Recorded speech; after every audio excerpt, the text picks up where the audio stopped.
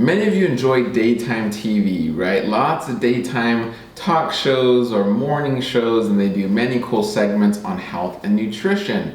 But what if they're giving you a lot of misinformation that further confuses you? Hi everyone, my name is James Marin. I'm a holistic registered dietitian, environmental nutritionist, author and speaker, and diabetes expert. Hello again, welcome. Thanks for clicking the video and watching. Today we're going to be talking about Rachael Ray, okay? She recently did a segment or showed a little segment on her show about this really sweet, nice lady, and she was sharing a wonderful cake recipe, right, that she uses for her diabetes, or it's a cake recipe that's healthy for her diabetes, okay? So what I wanted to do with this video today is show you how, the Rachael Ray show, and it's not just Rachael Ray, it's her editors and her team, and again, it could be any daytime or morning show that does this and has a so-called health expert on or does a segment on a healthy recipe. They might not be up to date on the most current research. They might not be aware that what they're showing is not actually healthy. Okay, so this is something I want to make you aware of. Because they're on TV, and even me, because I'm here on YouTube, how do you know I know what I'm talking about? Well, I'm going to be addressing that in a video, and even then you can learn more about me. You can Google my name and I'll pop up, but I am a registered dietitian, a holistic registered dietitian, environmental nutritionist. I have my own practice, etc., etc. Feel free to Google me. But what I'm saying is a lot of people on TV don't always know what they're talking about, especially when it comes to health. And so I wanted to just bring up this segment on Rachael Ray and dive into it a little bit deeper. So I wanted to show you what they talked about and what recipe they showed, and we'll get into it right now. Now when I cook, I focus on things that are heart healthy. An Oopsie cake is basically an angel food cake, but without flour or sugar. My husband has been super supportive throughout this entire process, so I'm making this cake especially for him. It's one of his favorites. After separating the eggs, I put the yolk in one bowl and the whites in another. Next, I add cream of tartar to the egg whites. Then you just start mixing the egg whites with the cream of tartar. In a separate bowl, I'm mixing the egg yolks, the sweetener, cream cheese, along with some protein powder.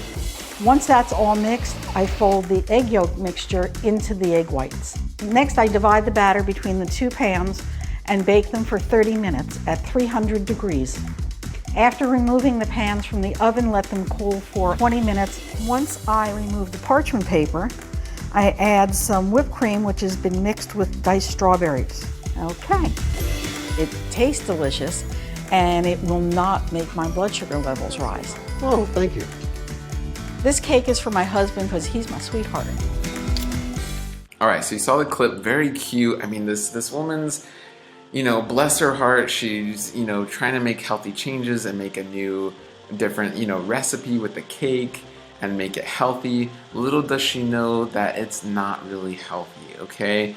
And again, 6 large eggs separated. She's separating the eggs, but she's using 6 large eggs. So with eggs, you're gonna get trans fat, saturated fat, cholesterol, 6 ounces of cream cheese. Again, just cream cheese is a concentration of saturated fat, cholesterol, and trans fat.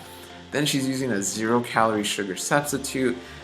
But the primary ingredient in that is most likely aspartame, which has been shown to disrupt your bowel microbes, which can then later cause more cravings of sugar. It can cause sleep issues.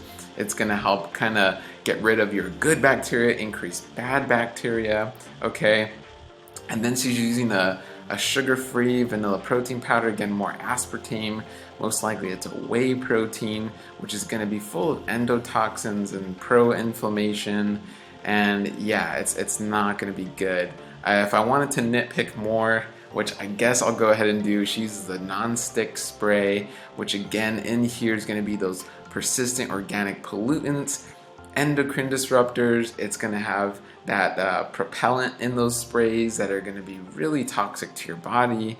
And then on top of that, for the filling, she's using heavy cream. She's using more of the sugar substitute. She is, and so that's where it ends. Thankfully, it ends there. And then she's using fresh, strawberries and blueberries, which is great. But again, more of the heavy cream, more of the sugar substitute. And again, heavy cream is going to be all those fats you don't want. The sugar substitute is more of that aspartame. And again, guys, this is what we're talking about here is long-term health, long-term control of your diabetes. All of these heavy animal fats and these 0-calorie sweeteners are not things you want to ingest for long-term health and long-term control of your diabetes.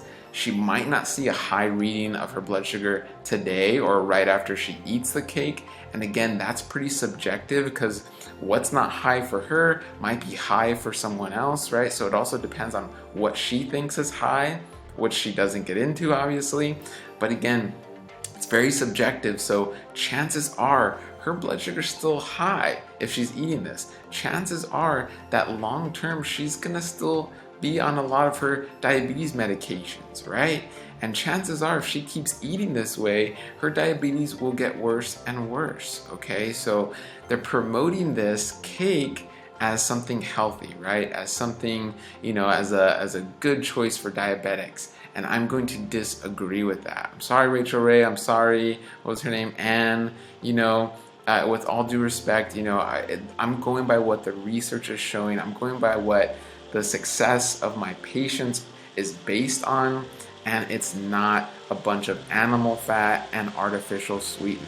So hopefully you can see how there's just misinformation, that the recipe has a lot of ingredients that have been shown to hurt your pancreas and endocrine system, to increase your saturated fat, cholesterol, trans fat, which will disrupt your insulin, right? So you get that, you basically are getting that insulin disruption, your insulin's not working properly, and your prediabetes goes to type 2 diabetes, or your type 2 diabetes gets worse. So it's not always easy to say that protein is safe and protein is the quick fix and diabetics need a lot more protein. It's way more complicated than that.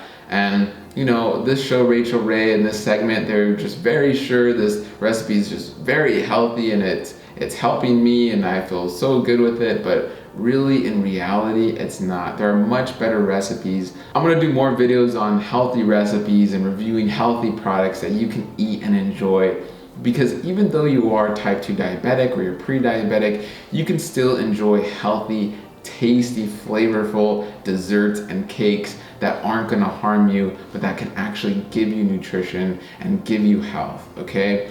So, hope you enjoyed today's video. I just wanted to shed some light on that. If you did, give it a thumbs up, share with friends and family so they're aware of this information and education. If you want to take the next step to reversing your diabetes, beating your diabetes for good, click the link below in the description, learn more. And again, it's that education. It's learning that, you know, a lot of this stuff out there is deceptive. A lot of the stuff and information out there is coming from people who are not up to date on the research.